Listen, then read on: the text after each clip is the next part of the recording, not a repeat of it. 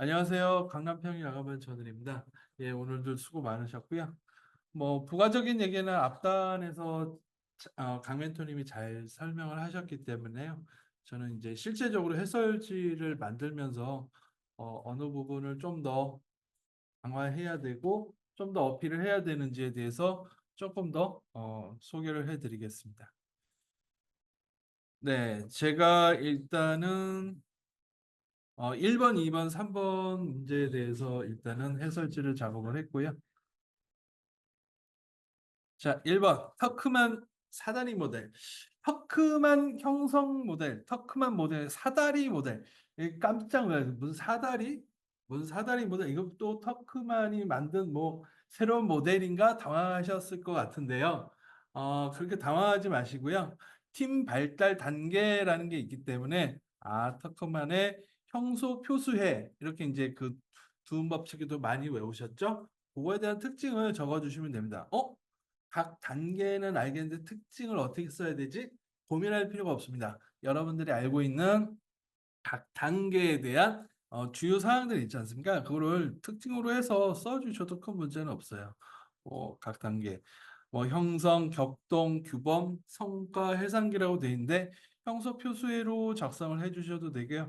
각 단계의 특징을 2단락에다가 충분히 작성해 주시는 게 1단락에다가 특징을 쓰는 거 아니냐라고 하지만 물어본 게 뭐죠? 어, 물어본 게 단계별 특징이기 때문에 물어본 거는 2단락에다 써주시는 게 가장 좋습니다. 자, 다음 2번 문제입니다.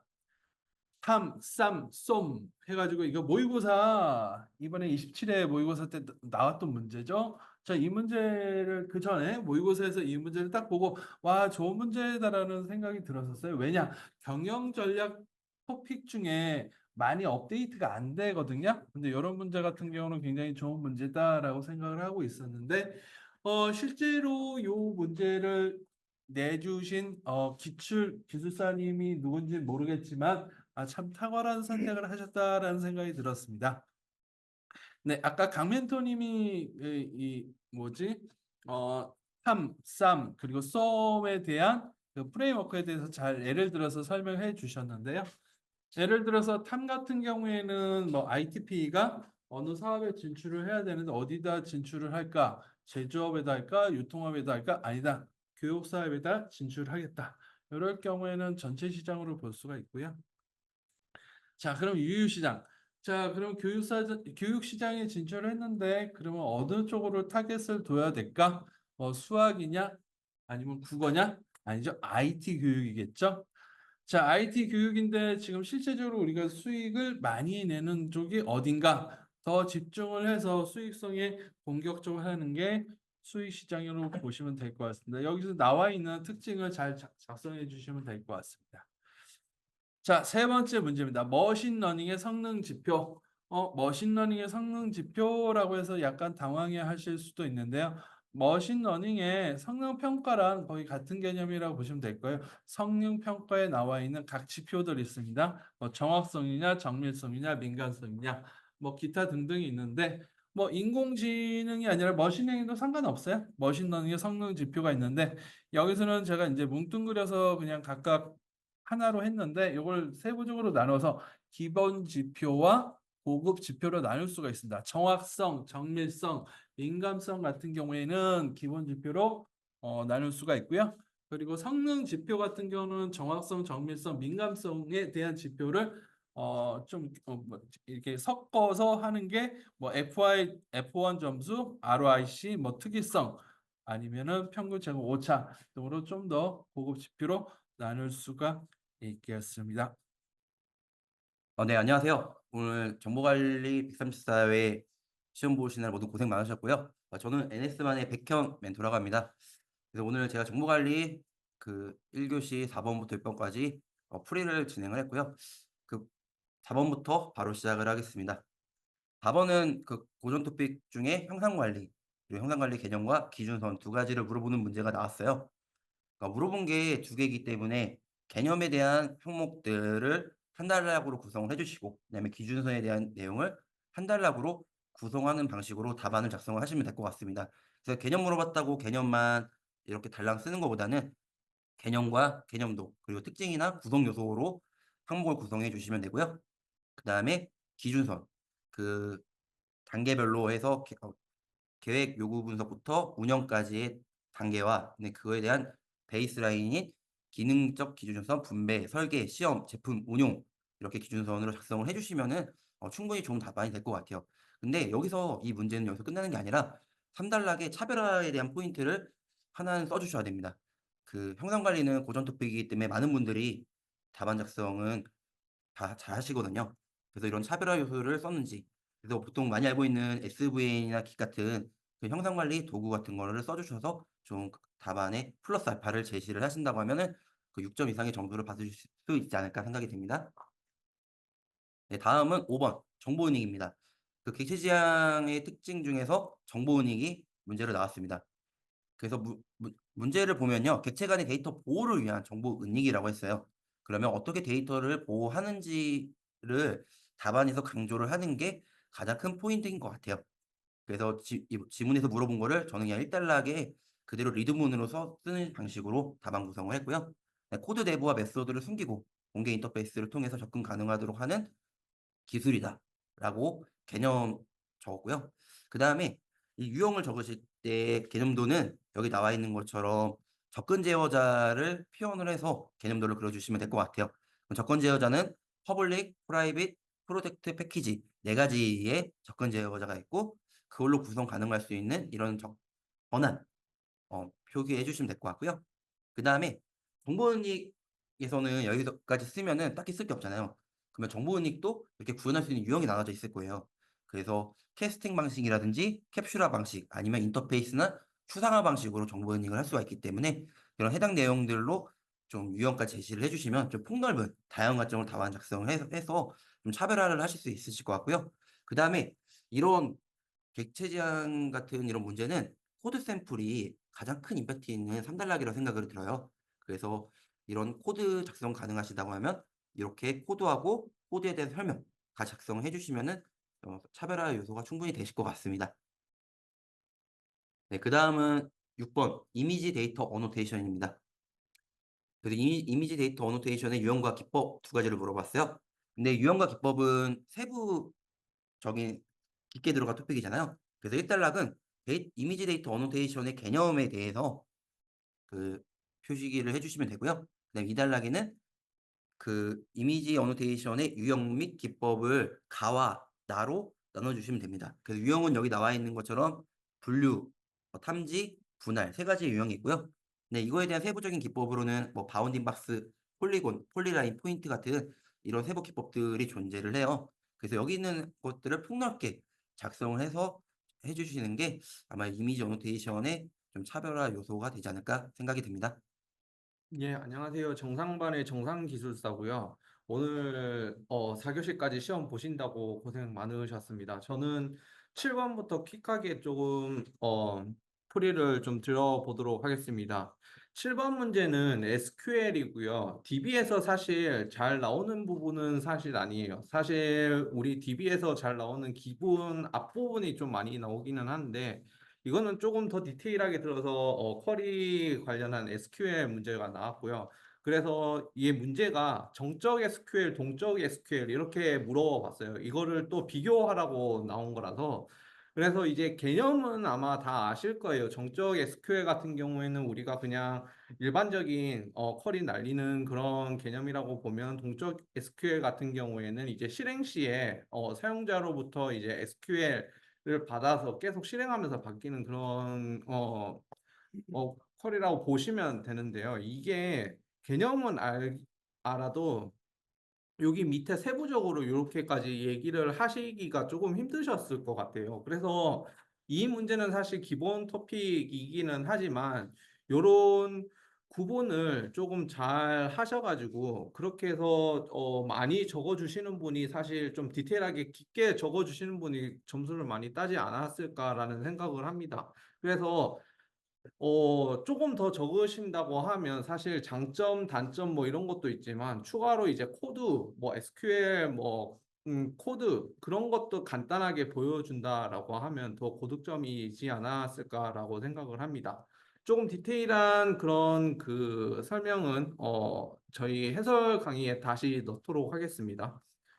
그리고 이제 8번 역시도 제가 항상 말씀드린 것처럼 그 기본 토픽에서 나왔는데요. 이번에 FR에서 제가 그냥 크게 라우팅 프로토콜을 물어보는 문제를 냈어요. 거기에 이제 한 뎁스 더 들어가서 그러면 거리 기반인지 아니면 이제 링크 스테이트 기반인지에 대한 그런 프로토콜이 나왔고요. 그래서 립이랑 OSPF는 사실 기본 토픽으로 이제 주간 모의고사 때도 많이 내서 잘 적으셨을 거라고 생각을 하고요. 간단히 얘기하면 얘 같은 경우에는 이제 라우팅 테이블 찾아가면서 그 호흡 카운트를 테이블을 보고 이제 계산해서 가는 방식이라고 하면 얘네는 전체적으로 비용이라든지 뭐 다른 요소도 같이 따지고 들어가서 최단 거리를 찾는 그런 것이라고 생각을 하시면 될 것 같고요. 여기서는 그래서 세부적으로는 여기 이렇게 나오기는 했지만 요런 기술적인 요소뿐만 아니라 어떻게 가는지에 대한 그 알고리즘도 같이 조금 적어 주셔도 괜찮을 것 같아요. 그래서 이거 역시도 사실 잘 나오는 기본 문제로 잘 다루기는 했지만 갑자기 나왔을 때를 이걸 잘 적을 수 있을까? 또 비교를 하라고 했을 때 잘 할 수 있을까라고 하면 사실 조금 힘들지 않았을까라는 생각은 합니다. 그래도 기본이 잘 돼 있으신 분들은 다 잘 적으셨을 것 같고요. 그다음에 9번 문제입니다. 9번 문제는 인터미넌트 컴퓨팅이고요. 얘는 이 기술은 뭐냐면 지속적으로 이제 어느 디바이스라든지 어떤 시스템이라든지 이런 것들에 대해서 지속적으로 계속 전원을 주는 게 힘든 경우가 있습니다. 그래서 그 스위치가 끊기거나 그럴 때 자가적으로 이제 조금 충전할 수 있는 그런 기술이고요. 그래서 에너지 하베스팅이라든지 뭐 이런 디바이스에서 많이 사용이 되고요. 사실 요거는 뭐 요즘에 이제 많이 AI와 관련돼서 데이터 센터라든지 이런 부분에 있어서 인프라적인 측면에서는 많이 에너지를 사용하잖아요. 그런 측면에서 조금 나온 것 같고 저희가 그 에너지 하베스팅이라든지 이런 스마트 그리드 뭐 이런 토픽이랑 같이 봤을 때 같이 나오는 얘기이기는 한데 거기까지 준비가 잘 돼 있으시면 적었을 것 같은데 아마 처음 들었을 것 같으면 조금 다른 얘기도 적지 않았을까라는 생각을 합니다. 그래서 이런 것도 조금 디테일하게 좀 잘 챙겨보는 게 좀 중요한 것 같아요. 네, 안녕하세요. BP번 멘토 김찬일입니다. 네, 오늘 고생 너무 많으셨고요. 문제 풀이 바로 진행하도록 하겠습니다. 네, 스토리지 가상화고요. 저희가 이거는 굉장히 모의고사나 파이널 라운드 때 많이 나온 문제였습니다. 그래서 이제 스토리지 가상화라고 하면 저희가 알고 있는 블록 스토리지, 그리고 파일 스토리지, 그리고 오브젝트 스토리지에서 이제 추가적으로 SDS까지 강멘도님이 잘 설명을 해주셨고요.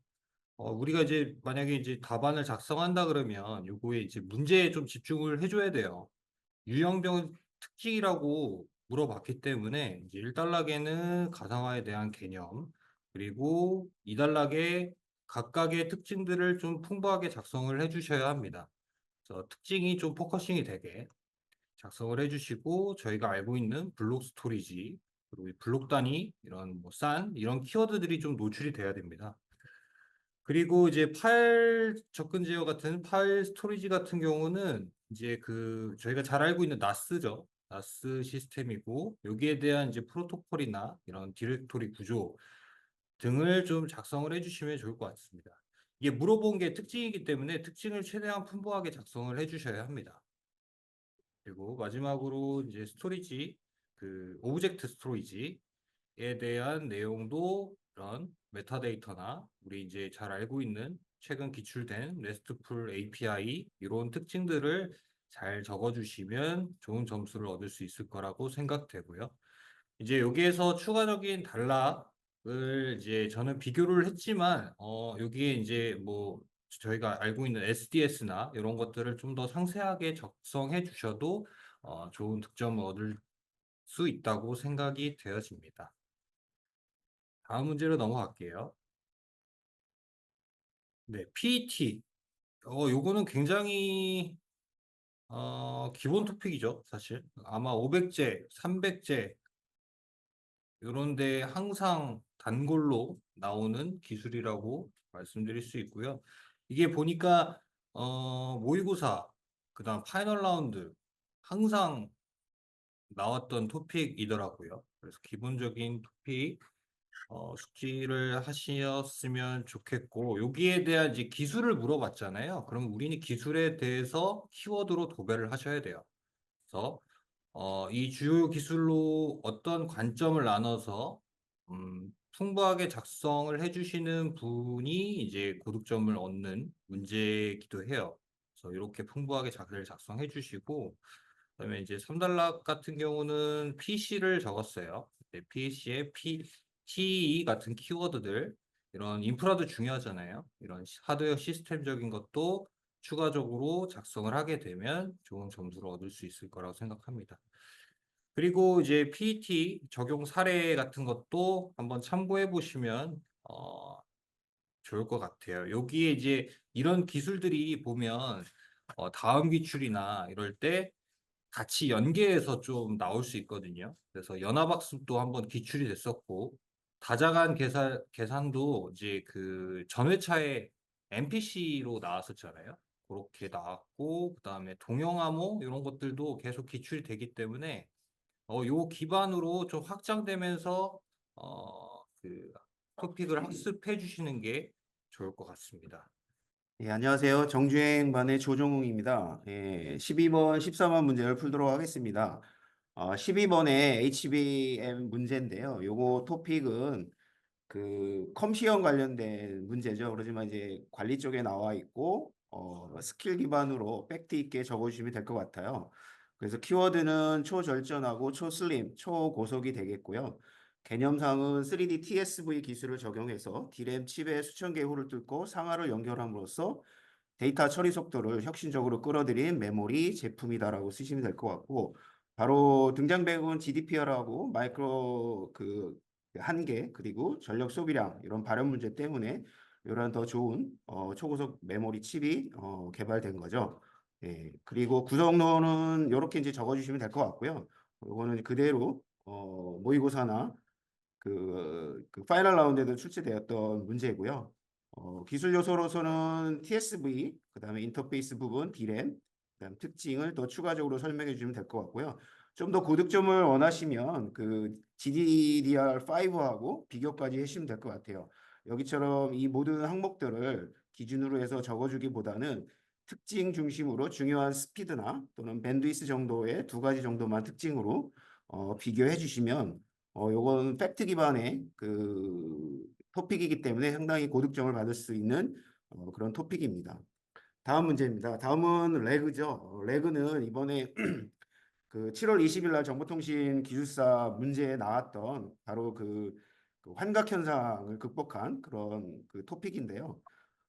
그래서 요게 나왔던 거고 저희 반에서도 요걸 바로 전날 제가 이제 예측을 했었는데 그, 그 토픽이 바로 나왔습니다. 그래서 개념은 대규모 언어 모델의 출력을 최적화해 응답을 최소화하기 전에 외부 데이터 소스에 신뢰할 수 있는 그런 지식 베이스를 참조해서 문제를 검색하고 해결해가는 그런 알고리즘이라고 보시면 될 것 같습니다. 예, 개념은 이렇게 질의를 시작을 해서 증강 프롬프트 증강을 통해 이런 지식 베이스, 임베딩 모델, 그다음에 이제 인덱싱까지 해가지고 이런 기술 요소를 갖고 있고요.